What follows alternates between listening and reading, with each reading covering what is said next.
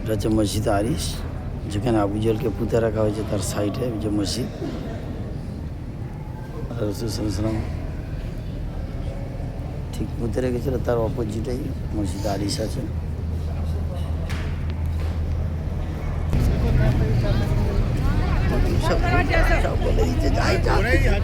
ভুল ভাই বলুক, দেখালেই একটা সবার মন খুশি, হ্যাঁ আমাদেরকে একটা বুঝেছিল দেখিয়েছিল। মসজিদ আরিশের ভিতরে আমরা মাগরিবের নামাজ আদায় করলাম। এবার আপনাদেরকে দেখাবো যে আবু জেহেলকে যেখানে পুঁতে রেখেছিল সেই জায়গাটা দেখাবো। আপনার আবার ঘিরে দিয়েছে আস্তে আস্তে।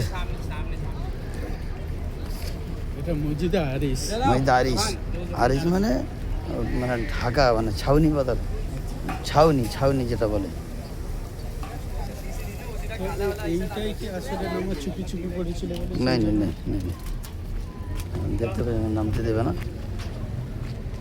আপনাদেরকে দেখাচ্ছি। এখন নাম থেকে মনে হয় পুলিশ আছে, মনে হয় পুলিশ আছে। ওই দেখতে পাচ্ছেন ওই একটা, ওই উঁচু মতন। আমি ভালো করে দেখাচ্ছি না।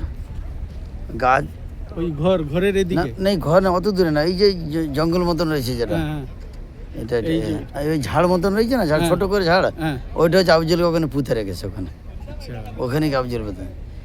মাজ এবং মোয়াজ দুজন বিস্ময় বালক, দু ভাই, তারা আবু জেহেলের উপরে একদম বাজ পাখির মতন চড়ে বসে তাকে মেরে হত্যা করেছিল। এইখানে মেরে এইখানে পুঁতে রেখে দিয়ে পুঁতে রেখেছিল ওখানে আবু জেহেল। এটা হচ্ছে সেই বদরের প্রান্তর, এটা আমাদের বিশাল বদরের প্রান্তর। আবু জেহেল ওই তো মানে উমর ফারুক ইসলাম গ্রহণ করে, আবু জেহেল করলো না। আবু জেহেল মসজিদ আরিশ, মারা গেল। মা ওকে মেরে ফেলে দেওয়া হয়েছে, মা যেমন দু ভাই।